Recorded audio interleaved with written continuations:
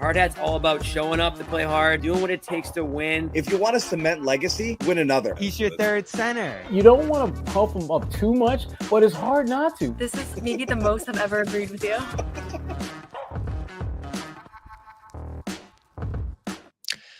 Hey, Bobby Manning here, and welcome to a Monday edition of the Garden Report. And we welcome in Danny Emerman back to the show. And we're talking Al Horford here. Still waiting the signing, what his decision's going to be on his future. And a lot of signs pointing toward the Warriors, though Golden State's got some other business to handle here. They still haven't made a move this offseason. And additional reporting that's come through from Brian Windhorst, the Boston Globe today as well, indicating that retirement's an option for Horford here as well, which doesn't totally stun me. I'd be surprised if that ends up being the decision here. But given that it doesn't feel like Boston, a Celtics return is a strong possibility at this point. It's been listed as potentially happening at this point. If he doesn't want to leave Boston and doesn't want to play for the Celtics this year, the offer's not fitting for him, he is 39. So maybe it's a year off. Maybe it's calling it a career completely here. But it doesn't sound like it's imminent. And that's the big shoe to drop for not only the Celtics, but especially the Warriors, Danny. Yeah, absolutely. Hey, thanks for having me on, Bobby. I appreciate it. It's always a pleasure. Yeah, as it pertains to the Warriors and their pursuit of Al Horford, I heard over the weekend that he's probably planning on continuing his career, continuing to play, but I did not hear that from him himself. And all signs, like you said, point to the Warriors being, the leader in the clubhouse to sign him. I think a few things happened in the past week or so that, that support that. With the Lakers signing DeAndre Ayton and re-signing Jackson Hayes, that kind of takes them out of the Al Horford market. With Denver and the Jonas Valanciunas situation seemingly resolving itself, it seems like they're going to have him stay and not let him out of his contract and go overseas. That kind of takes Denver out of the market for Al Horford. And I know the Celtics would love to have him back for another season, but it doesn't really seem like that would be in the cards. I don't think it would make that much sense for him and his career. I know he's probably familiar with Boston and really loves it over there, but it doesn't seem like, a gap year is probably the best use of his time and what would be his 16th or 17th season. So it seems like the Warriors are, the leader in the pack to sign him, but there are some, extenuating circumstances that are probably delaying that, probably on both ends. Yeah, for sure. And it's a big move. And this isn't the destination I expected from him. If I was stacking up the teams going into the offseason that I thought would be a fit for him if he was going to leave Boston, New York made some sense, and they were reported. It's not far from Boston. There's a Karl Anthony Towns relationship there. They're a real contender, especially in the weaker East. So it would have been a bold move after losing to New York at the end of last season, but would have made some sense, I think, from a lifestyle and fit perspective. They could use another front court piece there, certainly, and they ended up signing Gershon Yabusele, so that goes out the window.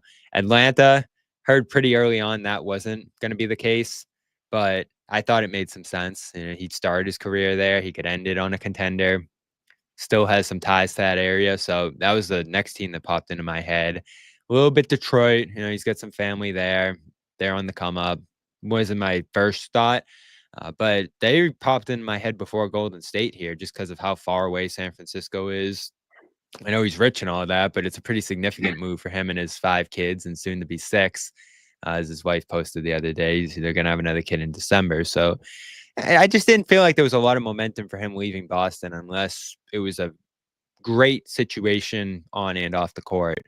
And Golden State, I put them on the list as I thought about it and looked across the whole league, just because the front court's a little thin. They haven't had a prototypical center. It's mostly been Draymond, and they've mixed in Looney and some other younger guys to try to, make it work at that position over the last couple of years here. But I feel like Horford would solidify that spot pretty firmly and allow them to play a little bit bigger, allow them to have some more versatility defensively, at least at that spot. And he's a guy that can space the floor too. So There are a lot of things that make sense from a basketball standpoint there, but I just didn't picture San Francisco because of how far away it is from Boston. But obviously, it's something that he's considering here. I think one thing the Warriors have to offer Al that some of those other teams wouldn't is like a real starting role. If they brought Al in, they would start him next to Draymond Green. He would probably close a lot of games, and he'd probably play as much or as little as he needed to. And I think that's pretty appealing to a guy like Al. I don't think he would have started for Denver or for LA after they got Ayton. I like where your head's at with Detroit. I don't know how I know that they would have to get creative, I believe, to sign him. Teams in the East like Detroit, maybe Orlando might have to get creative with cap stuff to sign him. But yeah, if I were him, I would probably look at more Eastern Conference teams. But yeah, I don't know if they would be able to promise him a starting spot either. I think the biggest reason that that this hasn't happened yet, and I don't know Al's thinking, but I'm familiar with the Warriors situation, is they're in kind of a holding pattern with Jonathan Kuminga. And the order of operations with their offseason does matter. If they signed Al Horford or another player, using the taxpayer mid-level exception, they would hard cap themselves at the second apron. And that doesn't matter in a vacuum, but it does matter if they haven't signed Kuminga yet. Because if you're hard capped at the second apron, then that limits you in what you can offer. That limits you in what you can offer Kuminga. And if you're hard capped at the second apron and you only have 27, 28 million to offer, another team could get creative and create enough cap space to offer him $1 more than the Warriors could offer. So that would negate their right to match. And that would risk losing Kuminga for nothing. So that's kind of the sequencing that kind of has to happen. It would really behoove the Warriors to get Kuminga resolved first before making any other moves. Yeah, and that was my thinking too, because that's obviously one of the more significant moves yet to happen this offseason is what's going to happen with Kuminga here. And this whole saga has been bizarre, going back a year now at least, where he's been a major prospect for them. He's been a guy that they've hoped would round out into a role by this point in his career, even though he's still super young, relatively speaking. Hasn't been a great fit for the way they play, but when he's been given more opportunities, put up some big numbers and shown a lot of potential in those circumstances. When he's tried to fit in alongside the Currys and the Greens and those guys when they're healthy, it hasn't gone as well. So I understand the thinking that this probably doesn't bode well for them long term, but given that he's a restricted free agent and that might suppress his market, and clearly it has at this point, if you can keep him for, I don't know what the salary could potentially go down to here, given that there's not a great demand for him out there, but into the teens, maybe, at least to start that contract. It's a solid value deal, regardless of how you feel about him as a player, because obviously it's a guy who's put up big numbers and still young and has a lot of potential here, I think. I think among the Kuminga believers or doubters, I'm probably leaning more toward the believer side just because of what we've seen him do when he's gotten more opportunity and his youth. So that one's tough for me because I've seen the reporting, Danny, that they're fine bringing him back if that's what ends up happening here. They're not opposed to that. And I think that's a good line of thinking. I don't think you want to slam the door on bringing a guy like this back, at least for the near term. But obviously, the way it's gone with coaching staff and minutes and his role here, probably from his perspective, suits him going elsewhere. And we've seen Sacramento mentioned, Washington, some of these other teams, Miami, Chicago. There's a lot of situations where he could play much more than he's been playing in Golden State here. So this could drag out. The restricted free agencies often do. And I know there's been some offers reported that haven't worked out at this point, but how long do you think this thing will drag on? Yeah, it's been reported that he's going to meet with his agent and with Warriors brass at Summer League. So it's possible something gets done in the next couple weeks. But yeah, I anticipated dragging it out.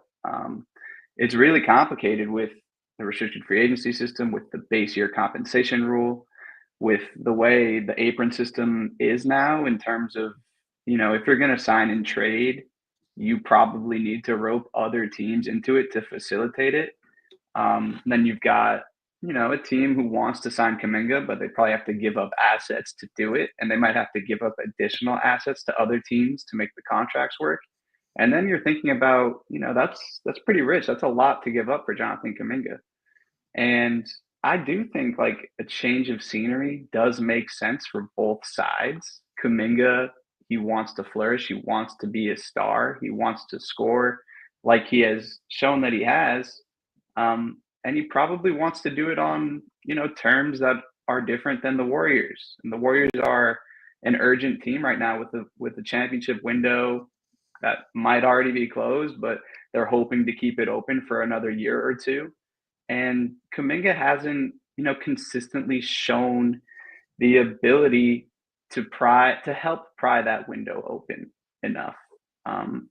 He has played well for stretches. He has scored consistently at an elite rate, when he gets opportunities. But he hasn't done enough of the little things to stick in the rotation. The lineup configurations are tough for him because they don't have a stretch five, which is ironic. If they do end up signing Horford, he would fit well next to him.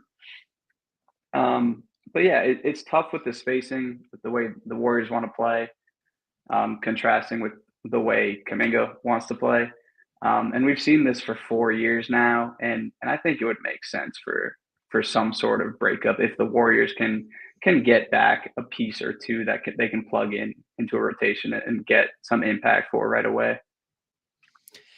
Yeah, and so why does it matter for Horford? $36 million under that second apron line you mentioned, which is pretty much the limit of what they can spend this summer if they're going to use that mid-level on Horford or whoever else at this point. So that's a little bit of space. It's like $7 million per player if they're going to have 14 players, a little less to get it up to 15. So that number does go down in terms of what they could offer each additional guy if you do bring back Kuminga at, I don't know. What do you think the number is ultimately going to be for him? It's going to be interesting. I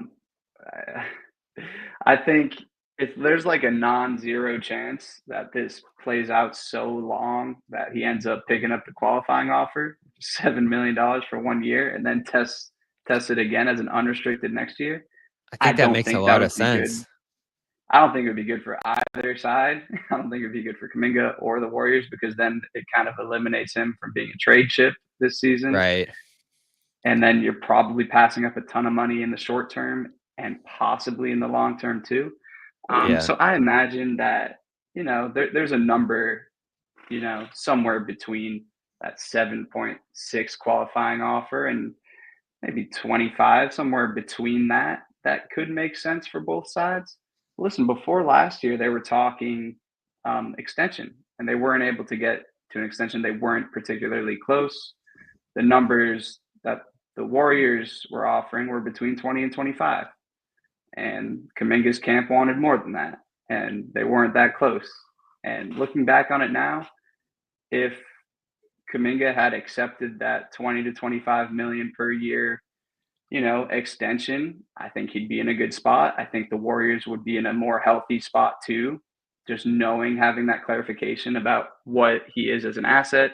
Can you flip him? That wouldn't be beholden to the base year compensation rule. And Kuminga would already be paid. So I think, that situation last summer didn't really play out in the way that it should have. And now they're kind of reaping the consequences from that. Yeah, and when I look at the numbers here, and The Athletic does their boards number, which is like the projected value based on the stats you put up, guys across the board this summer took significantly less than what their productivity would have slated them to make. And I look at Kuminga's here, and they have him at 24 million. He's obviously not going to get that. Like, I think it's almost certain he ends up going in the teens there if they do end up coming to a deal. Like, halfway between 7 and 25 is 16. Big range. So, yeah. So he's probably going to land in the teens there if he doesn't do the qualifying offer route. I'm glad you mentioned that, though, because I actually don't hate that as a route, specifically for him. Because as you mentioned, you get a no trade clause. You play for $7 million, which I didn't realize it was that low. So that does make it a little more precarious for him, especially when you're going all in on 1 year. But it does give him a lot of say. If they do want to trade him, and obviously he has some say right now. Not a ton of control because the Warriors have to trade him if he's going to end up on another team. Now, I don't know how much cap space the Nets have left, but that's obviously the one team that could maybe sneak in and do a little bit of an offer sheet, and I don't think that's likely given what they've done so far, but that's his one out if there is one at this point. So they're probably going to have to trade him. We'll see what ends up happening there, but that's a significant factor because then if they trade him and bring back minimal salary at that point and leave themselves about, I guess they're what, like 20 something under the first apron. So you're not getting into that full mid-level with Horford probably. Yeah, They probably only not if have you're the taking back any taxpayer salary. mid-level, I believe. Yeah, to fill out the roster for sure. So yeah, Horford's going to make $5 million here, is effectively close to $6 million in that first season. Now, how many years is that going to be? I think is the interesting question here, because from a Celtics perspective, I know you mentioned earlier maybe it doesn't make a ton of sense for the Celtics, given where they're going. I think if you were going to do, and I know Horford's thinking going back a while now has been, I want to play for as long as possible. And I don't think that's changed significantly here. So like you, I'd be surprised if he retires permanently. Now, I've always had this wacky idea in my head of maybe he takes a year off, sees what the Celtics are at next summer, maybe signs up again for a year or two after that. That's kind of unprecedented, but we'll see. Like, I think anything's possible here. So if he's going to the Warriors, are we talking 2 years at the mid-level? 3 years with like a team option on the third or something like that? Like what would this contract look like? Because to me, when the reporting came out at the beginning of free agency that these two teams are strongly connected, it felt like it was almost like going to be one of those deals that dropped minutes in the free agency there with how much reporting there was around this thing. Are we looking at like 2 years at the mid-level? That to me would be the minimum of enticing him to go out there. 3 years even at this point in his career? I would be surprised if it went 3 years. I would honestly even be surprised if it was 2. It could be like a 1-and-1 You think situation. 1? Yeah, Okay. just like the market that's out there for him now, it doesn't seem like there's teams, So that's a big lining thing. up to give him a multi-year deal. Yeah, the Lakers are out because they used a Yeah. little bit more than the mid-level, I believe, on Hayes or something like that. So they don't have a biannual exception, which is what they would have potentially used on Horford, and they have 2 centers now, obviously. So I think the Lakers are out, as far-fetched as that possibility always seemed. The Nuggets one, to me, I'm still looking at that because I guess Valanciunas is back on board, so they're probably good if that's settled. But if he ends up going to Greece, I think Horford in Denver makes all the sense in the world, especially I know you said starting's valuable for him, and I agree with that. But if you're going to back up anyone and understand it, it's probably Denver would be a Jokic. great fit for him, and I Yeah. think there was some consternation on the Warriors side that the Valanciunas thing would fall through and that they would emerge as a contender for his Oh, services. man, I love his fit there. it Just would be kill great. 15 minutes behind Jokic. You could even play with Jokic a little bit. I love that idea. But it does seem like the Nuggets aren't going to let Valanciunas out of his contract, and they're expecting him to report. So it seems like that option's also off the table. So yeah, like we open with, like I still think the Warriors are the leader in the clubhouse, and I'm not really sure who else could emerge as real suitors. Yeah. If you look across the league, all these mid-level, Detroit used theirs on Robinson, and Miami. I know I don't know what their plan is at this point, but they just made a big trade today for Norman Powell, and feels like they've done a lot of their work already. And yeah, you just look across the league and potential destinations for him, and there just isn't a lot of money left out there at this point. Houston has 1 million centers, San Antonio when it got Cornette. So the teams that need centers right now pretty much have it on lock. And Knicks went and got Yabusele, so crossed them off the list. So yeah, it does feel like, and I know the Nuggets are still mentioned in Himmel's back report today, but it does feel like Warriors, maybe Celtics, or retirement at this point. So it's going to be interesting to see because this guy still has a lot to offer. I thought he was excellent last year. Definitely. It's particularly on the defensive end, but we'll talk a little bit more about what he brings to a team at this point after we give a quick shout out here to Prize Picks. And even though it's summertime, still a lot of great sports action going on right now over on Prize Picks, where you pick more or less on 2 player projections, and you have your daily fantasy sports team. And that's how they've made daily fantasy sports accessible here. Love it over there, especially women's basketball right now. Caitlin Clark will be back soon. Angel Reese has had a tremendous season. Always go more on her rebounds. It's the best place to turn sports knowledge into cash with millions of members. And they, again, have made that daily fantasy sports experience accessible to all by just picking more or less on 2 or more players. You can win up to 2,000 times your cash. So run your game all season long on Prize Picks. Mix and match player projections from different sports. I mentioned basketball, but you got baseball going on right now every day. All the stars are out. Ohtani, Judge, and Boston Stars as well. The ones who are left and haven't gone to San Francisco. Baseball, hockey, esports, much more. They get the flex play, which means you can still cash out if your lineup isn't perfect. Double your money even if one of your picks doesn't hit. And they put their members first, so all withdrawals are fast, safe, and secure. When my picks hit, I get my money in as quick as 15 minutes, and it's really easy to use. So go over there. You get $50 instantly when you play $5. They're always doing free squares and Taco Tuesday, player projection discounts, Flex Friday, which gives you even more flexibility with that flex play. And you'll get that $50 bonus. Even if you don't win, it's guaranteed when you play your first $5 lineup. All kinds of great promotions over there again. And so go check it out, download it, use that code CLNS to let them know we sent you, and you'll get 50 instantly when you play $5. Prize Picks, run your game. So Is this where we talk Devers? I can't do it. I did it once and I'm still mad. Although I went to a couple of Red Sox games in DC over the weekend and they won by 1 million. So I don't know. They've been playing well, right? They've been playing well, but whether they win or not, it's just the sentiment at this point. Like the message that move sends, I think, is just gonna crush them again for years to come. And they were already feeling the effects of the Bets thing, but I don't want to do the Red Sox thing right now because it's a tough time for them. It's a tough time for the Pats still. And now the Celtics. Guys are just going out the door left and right here. And it looks like Horford's going to follow potentially.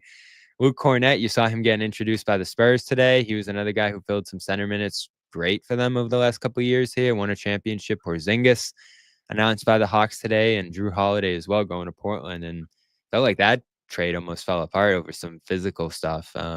It just ends up being a couple picks pulled off the table there. So he's still heading out to Portland. But this one's going to be the one that hurts, I think, for a lot of Celtics fans. And you understand it because, again, the situation in Boston has just changed drastically here over the last couple of weeks. Tatum's hurt. Significant players leave. A couple stopgap guys come in here. And it looks like if Horford is going to leave, it's going to be some combination of Luka Garza, Josh Minot, Nemesh Keita, who played a little bit over the last couple of years, but in like a fourth string role. So you look at Boston's front court now, if Horford leaves, and it is completely unproven. You could even argue it's the least proven center position in the NBA. And after you had Horford, Porzingis, Cornett last season, and Keita, I mean, that was one of the stronger center positions in the league just a year ago. So it's pretty amazing how this is unraveled here. And, you know, to your point earlier about this still not making a ton of sense for Horford, I think it does, especially at the mid-level. Like, what does that hurt the Celtics at this point? Just to have him around, maybe it doesn't make sense for him and his aspirations to win at this point in his career. But do the Warriors present that much stronger of a chance for him to win in the near term, especially in the loaded West? Like, would Horford joining this Warriors team push them that much closer to a championship? Closer in 2025 than the Celtics will be. I don't think the Celtics are going to be any good at all. You know, you got to trust the infrastructure to a degree. They're going to shoot a ton of threes. Joe Matt's going to be a good coach. The East is weak, definitely. Jaylen Brown and Derek White are still there. They're going to be excellent players. But no, I mean, they have no chance to win the title this year without Tatum. I would give them a 0% chance. At least the Warriors, you could, you know, squint and look at it the right way. Hey, if everything breaks, you know, our way, they played at like a 60-win clip after the Butler trade last year. And Al would fit perfectly. He's like the type of player that would fit seamlessly into Steve Kerr's system. He's someone who they've talked about in the past. He would be kind of like their ideal center next to Draymond Green, and he kind of addresses all of their needs all at once. So yeah, I would give, I would consider the Warriors much, much more likely to win the title in 2025 than the Celtics. Does that mean that they're going to be the favorites now? Definitely not. They'd probably still be in, the middle of the pack in like an elite West, in terms of chances to reach the finals, behind OKC, behind Houston, behind Denver, probably behind Minnesota too. But yeah, I mean, if you have the fifth best chance in the West compared to no chance at all, I'd probably take that.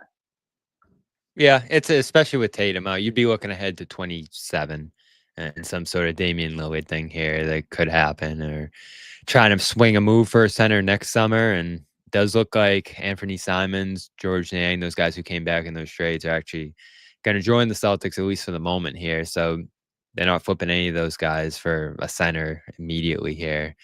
So 0 chance. I tend to agree with it. The over-under is 43 today. I saw that. That is probably a little high just based on how the roster looks right now. I mean, the center thing is tough. I said this when they lost all those guys and brought in these new guys. If there's any center where you need some or if there's any position where you need some reliability and know what guys are bringing to the table each night on both ends, it's center. Like in positionless game, that's still the one position that still exists in terms of the things you need to do on defense and offense there. So I don't know. Garza, G League, borderline NBA guy. Were you at the game at Syracuse? He came in Iowa. I don't remember if I was. I remember it well. I kind of like Keita. I like Keita as like a third center, but like, yeah, like it's a lot to ask of him to play 25, 30 minutes a night. But yeah, I mean, with the bigger role, maybe he can improve. No, I mean, I know nobody wants to hear that about their team, that you have no chance to win the title. I think fans understand it. Yeah, Celtics fans are smart. Like, no team is going to have a chance to win the title when they lose their best player all year. Like, that's just the reality. And this year is going to be a gap year, whatever you want to call it, and it's necessary. And it should help them in the long run, luxury tax, salary cap wise, with the moves that they had to make, all things considered. And I know it's tough to see Drew and Horford and Porzingis go. These guys are champions. But yeah, it's probably necessary in the long run. And, hopefully they can retool in 2027. They should have a pretty clean books by then and a lot of avenues to improve. If I were a Celtics fan, which I grew up being a Celtics fan, I used to be a Celtics fan, this will be a tough year to watch, but I'd be pretty pumped for when Tatum comes back. Yeah, and watching the young guys play and all that gets you through a year like that, if it only is going to be 1 year. So yeah, I think fans are mentally prepared for that. Again, these are some really difficult departures, and the Al one on top of it's going to be tough because that's not a guy you pictured playing on another team at this point in his career, but the circumstances changed. I remember the night Tatum went down, just the emotion on his face was pretty significant. And then after the season, he talked about having to consult his family and all that. So I think for a Celtics fan perspective, a lot of fans are probably rooting for him to just call it a career at this point and go out as a Celtic. But I don't think that's going to happen here. I think this guy loves the game. This guy's mindset, which I don't think anything that's happened here over the last year changes the fact that he wants to play as long as he can and for as long as he's good. And he's still a good player at this point. It'd be pretty surprising to see him say, all right, I have nothing left to give here. He has a lot left to give. And the defense fits here, certainly. The offense, I think, maybe he's in the corner a little more. Maybe he's less directly involved in a lot of the screening actions. But he was in the corner a lot last year for Boston. Yeah, and he played the 4 a ton more than over the last couple of seasons prior to that. So that's not a huge difference for him. And Draymond can shoulder some of the load of guarding the stronger, bigger centers at that spot. So they can share that responsibility. And then on offense, like all that screening stuff that the Warriors do and involving a lot of different players in a bunch of different positions on the floor screening, I think he fits great with that. And obviously he's a guy who shoots the three well, and that's something they've needed here. So Looney goes out the door for Golden State. Trace Jackson Davis is a guy that I've liked, but still earlier in his career and trying to figure everything out there. Bringing in a vet like Horford just gives you a lot more reliability on a team that, when you think about it, age-wise, Curry, late 30s, Butler, mid-30s, mid to late 30s, Green up there too. He fits this age and He fits timeline of right this in. team almost perfectly. They would probably like to get younger, but might as They well tried. add another 39-year-old to the mix. Yeah, I mean, no matter how Al's career ends, he'll be going to Springfield as a Celtic. So that's Yep. something that Celtics fans should be excited about. He's definitely a Yeah. Hall of Famer. I don't know if anybody, I think someone might have asked that in the comments, but given his, college success, combined with his NBA accolades, like I think he's probably a lock for the Hall of Fame. Absolutely. Yeah, now a champion as well at this level. Could add another one with Golden State. And I think fans would feel good for him winning, even though it's the Warriors.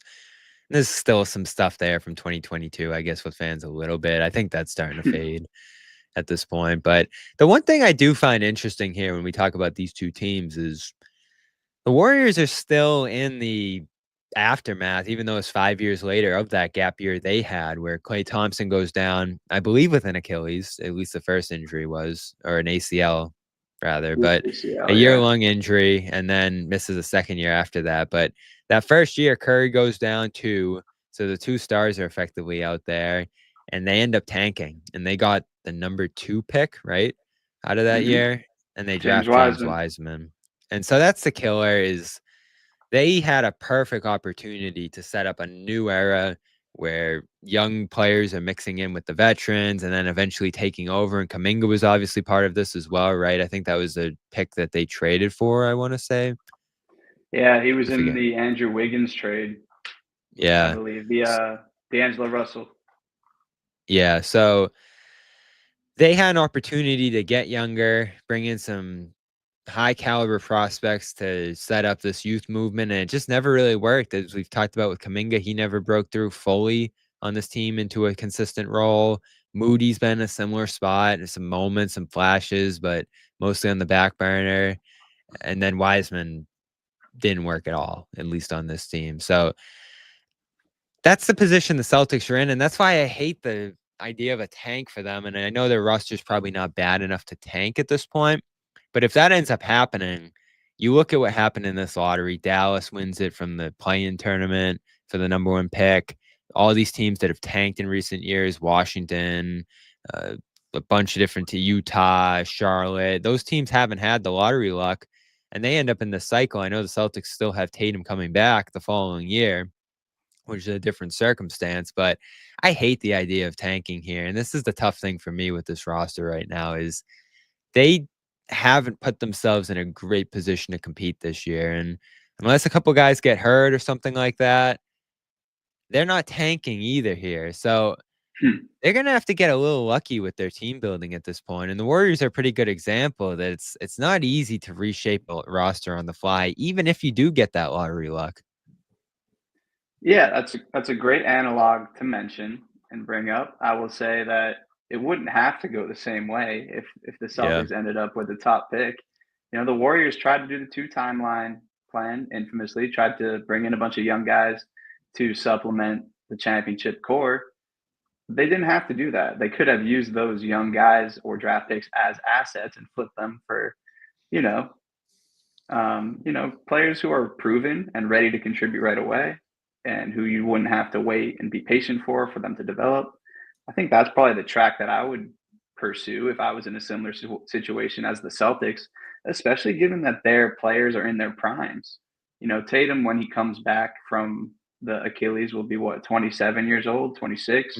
28. Jalen's a year 28, and Jalen's 29 and 30. Those are the windows where you go all in right away. There's no time to hedge your bets and to wait around for prospects to develop, unless you're getting, a Cooper Flag type, an AJ Dibansa type, which is very unlikely. you should try to go all in on your championship core when you can.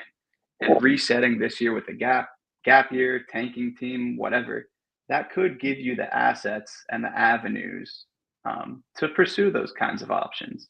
I think that's the type of roster building that, Brad Stevens is maybe the best in the game. He and Sam Presti are probably the two best executives right now. That's probably what they're thinking about at this point in time. Another guy I mentioned for both these teams before we wrap it up here is Damian Lillard. And I think Oakland makes Oakland native, San Francisco makes a lot of sense for him. It's close to Portland, where I believe his family is located since he's been traded to Milwaukee. So as I've thought through the Lillard teams, I think Warriors make the most sense here. Now, their timeline is a little more short term than Boston's in terms of when they need to contend for a championship now. But next year is still in play for this core. And Horford, as we mentioned, could play a second year even beyond this upcoming one. So I actually think, just looking at the fit and the timeline here, that Golden State and location makes the most sense.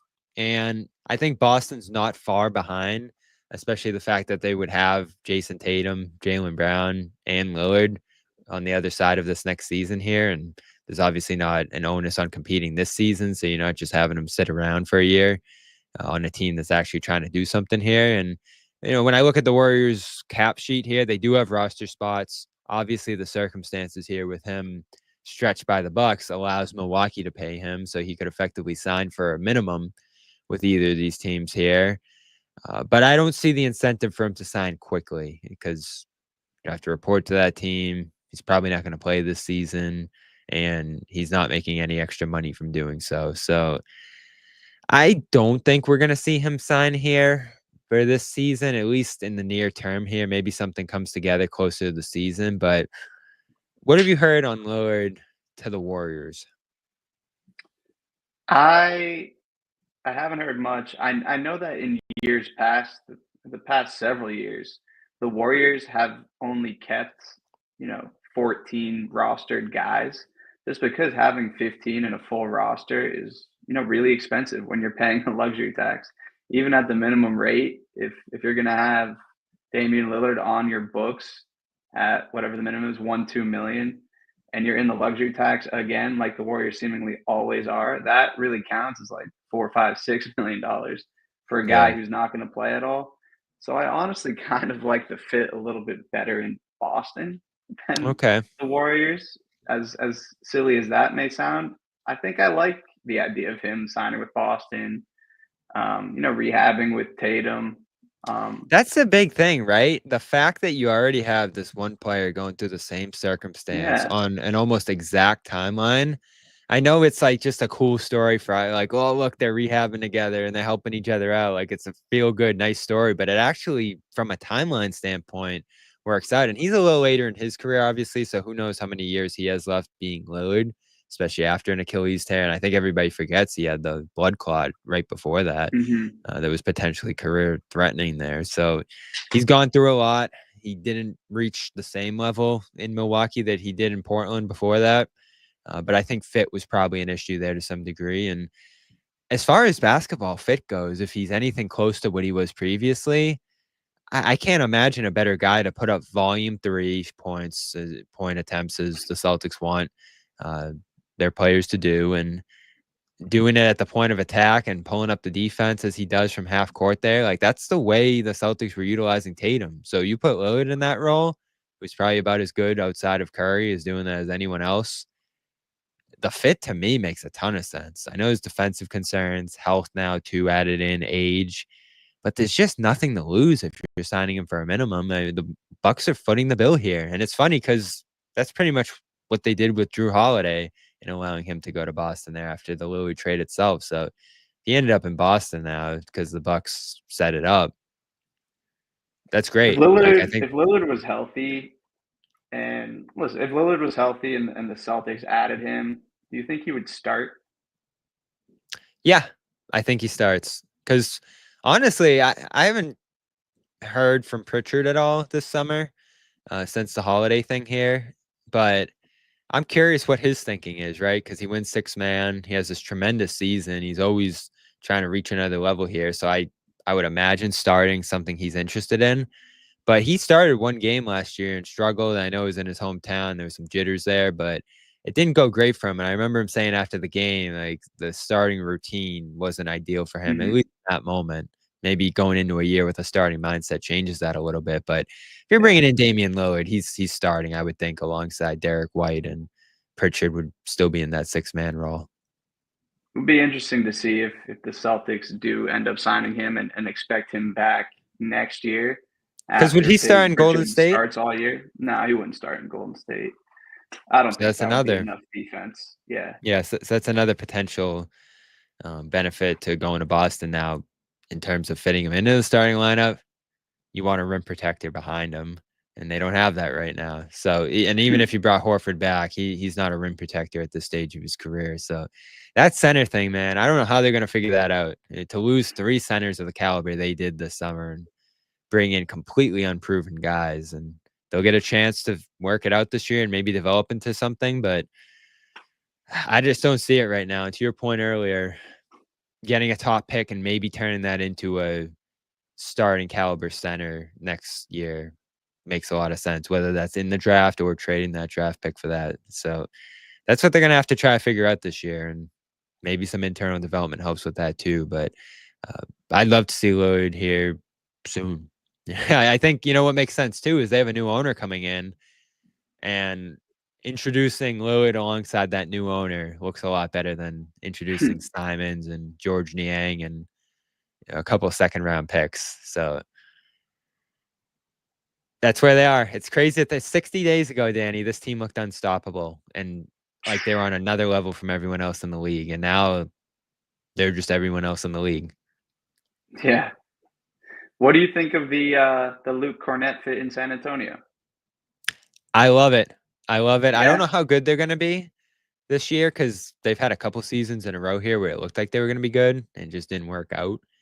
But, he was talking about it today, playing alongside Victor. Those were 2 of the statistically better rim protectors in the league last year. I thought there was a strong case to bring Luke back to Boston for that reason, just because he's a guy who's played well with Tatum, played well with a lot of different players on this team, and he got an $11 million contract that declines down to $9 million each ensuing year. And the last 2 years are very partially guaranteed. The first year is like $3 million in the 3rd season. And then 4th year, I believe, is completely non-guaranteed. So wow, I think that contract would have worked for Boston. They couldn't clear enough space here. Obviously, Simons is coming and Yang's coming after maybe trying to retrade those guys. But to me, it was a no-brainer to me to try to keep one guy who what you have in at center. And to me, Cornett was the clear choice there, even above Horford, who, again, at 39, what does he have left to give there? So this is tough. That's a tough position to fill. And you saw it with Wiseman there in Golden State, and Trace Jackson Davis has been through it. Like, even some of the more talented center prospects you can find take a long time to develop. It took 5 years for Cornett to reach the level he reached for Boston this year. So that's a tough one to me. I loved him. He was one of my favorite players I've ever covered. Love his game. And I think the fit in San Antonio is good. But how good are they going to be this year? I think that's a question for Golden State, obviously, out west. And for certainly the Spurs. Well, it's time to start winning with Wembanyama, I would think. Yeah, I was excited to see Dylan Harper play past couple of days. Unfortunately, he sat out the California. Oh, have you been at the Classic. Summer League? Yeah, been a bunch of games at Chase Center past few days over the weekend. So that's been fun, but no Dylan Harper, unfortunately. I wonder if they would have made the De'Aaron Fox trade if they knew they were getting Harper. I think it'll be interesting to see what they look like together. And there's no way they could have known, but I think people are really excited about Harper. Definitely. I'm excited to see him hopefully in Vegas, and Danny will be in Vegas now covering the Warriors for the San Francisco Standard. And if you don't know, we were Syracuse co-writers, friends, whatever you want to call it out there. We were both out there at the same time. So I love the work he does out there, and obviously appreciate him always stopping by the Garden Report here, delivering some insight. All right. Thanks, Bobby. Thanks all your viewers. Appreciate it. Yeah, give him a follow over on Twitter at Danny Emerman, and give all our content a follow. I just saw today Patriots starting practice in 2 weeks. So we'll have a ton of coverage of that as that arrives here. Go check that out on our Patriots Press Pass page. Celtics All Access. We'll have a look at Summer League practice tomorrow morning and hear from Brad Stevens as well about the offseason moves. He'll be addressing the media tomorrow. So you'll want to see that, I believe, live on our channel here. We'll be carrying that. So subscribe for that. Bruins coverage as well. They have a top pick getting started over on our Bruins Rinkside page. So subscribe to all of those. Put on our notifications. Whenever Horford signs, we'll go live and react to that or any other news that ends up coming through for the Celtics here. And again, we'll have coverage live from Las Vegas starting Thursday. Celtics going to play their first game on Friday out there. Should have a roster soon. I think, Danny, the Celtics are last to put their roster out here for the Summer League, but we have a lot of the names out there already. So you pretty much know who the character is going to be on this team. So that's that. Thank you for joining us here on this Monday night. We'll be back with a live show.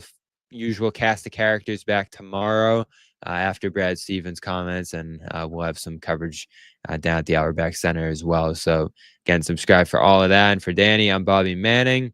We will talk to you tomorrow. Peace. No one's sneaking a vegan brownie by me, I'll tell you that. Okay, you know what, John? We're going to do it. You have to feel that way too, Bobby. I have to feel that way. Yeah. Slide Al over and make Luke your first center. Bobby, we gave you Luke hour early. We're not going to end this on a damn conversation about Luke